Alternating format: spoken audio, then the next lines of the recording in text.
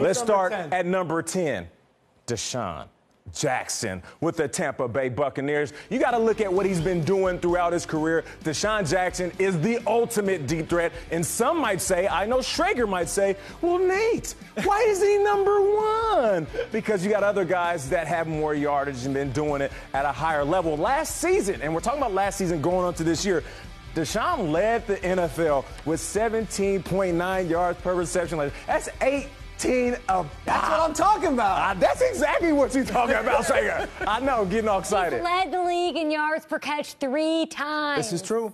This is true. Number 10? Yes, number 10. You got to look at some of these other guys in front. And we're also talking about last year. It's a combination of last year and then moving into this year. Okay. And when you look at Dez, the system, there's a lot of balls that need to go around, and Zeke is going to be the anchor. So you look at the situation in Tampa. You got Mike Evans. You got them tight ends. You got the running back. So DeSean might not have the same type of success. Still a big-time playmaker. He might not get as many rocks and lead the league in receptions per catch. All right, moving on. Number 9, Brandin Cooks with the Patriots. Now, you look at Brandin Cooks. He's been doing so much for the New Orleans Saints, and now with the Patriots, Brandin Cooks on throws 20-plus in the air. He had 11 catches for 549. Do you know that average? I don't know if you're good at math. That is Why are you ever 50 average, a pop. Jamie? That is 50. Hand off your hip. Listen, I'm getting all sassy up here. Listen, He had 11 it is catches, 50 yards average? 11 catches, 549. That's 50 a pop. That's wild.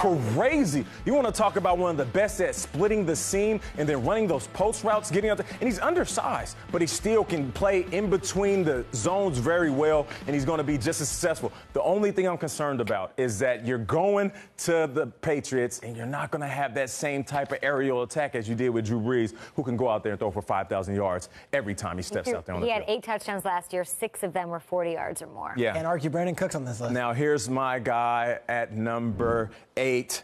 It's Mike Evans with the Tampa Bay Buccaneers. You got now 2 I wide got this. receivers with the Go Bucs. on, you talk and Okay, I'll Shrakes, respond. I'll let you talk. But look at the plays we're talking about. I'm giving you highlights right here. It's right over the top. He's throwing them deep. Listen, when you look at what he does as a wide receiver, huge target. Now, he moves the chains better than any other receiver in the business. 84% of his catches last year went for first downs. That's the point of being a wide receiver. It's moving the sticks. 6'5" wide receiver. That's the name of the game.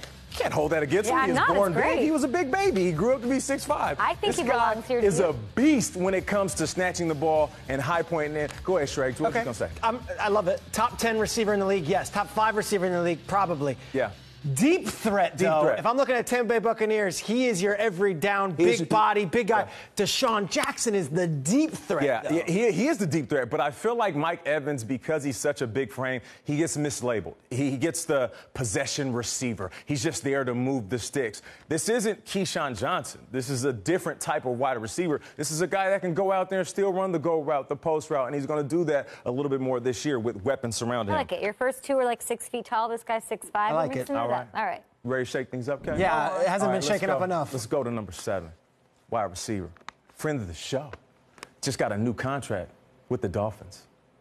Kenny Stills at number 7, deep threat we're talking about. Now, I know everybody's saying, Kenny Stills, man, he's not in my top 10. I don't know if I'll look at Kenny Stills as one of those guys that I could put in this list. But when you look at what he did, and this is just one stat, and I'm gonna just have you take this and you can do whatever you want with it. Tied with Antonio Brown in the league lead for 8 touchdowns on throws over 20-plus. That's the whole point of the list, guys. This is all about deep threats. Antonio Brown. Yeah. So when you talk about last year moving into this year, there's a reason why he signed back with the Dolphins, didn't go anywhere, because he knew that he can be that guy. Jarvis Landry is your every man's wide receiver. He can do it all. You got Kenny Stills who knows his role. I'm going to attack the seams. I'm going to get in between the zones, the cover 2s, the cover 3s, and he's going to have big-time plays. So you got to give credit where credit's due, and that's why I like to make these lists. I don't just throw it on the wall. Yeah. I go look at the season. I go look at the stats. I look at the numbers, and you got to respect Kenny Stills. He had 9 touchdowns, but are you just looking at that one season? Because I'm thinking, like, even Dez or DeSean are just more proven as deep threats, even though that's what Kenny Stills does. Yeah, no? when I make lists, they are strictly current. It's a transition list. They're always last year moving into this year. Cool. And when you look at what he's going to do, I have faith that he's going to have a big-time season coming up this year. And you got to respect the guy for what he's done. What we do often is we'll make lists, and we'll just credit guys for their entire resume, and we'll overlook guys that gave us a tremendous year. Now, who knows if Kenny Stills is going to repeat that or get better, but I have to be the wide receiver to stamp it and say, bro, I seen you. You make my list this year. Number 9 and number 7 on the list, both former New Orleans Saints, Brandin Cooks and Kenny Stills. Who do you got number 6? Let's go number 6. And this is a familiar face. This is why people tune in to get a name like this on a list like this. And this is a guy who wants to be the highest paid wide receiver, the highest paid player. He even said, you know what, NFL players should get paid like NBA players, and that's Mr. Odell Beckham Jr. And he falls right outside my top 5. And I know you guys are saying, Nate, I don't know, man. I've seen Odell do it all. And this is true. He leads the NFL with 14 catches of 40-plus yards or more over the last 2 years.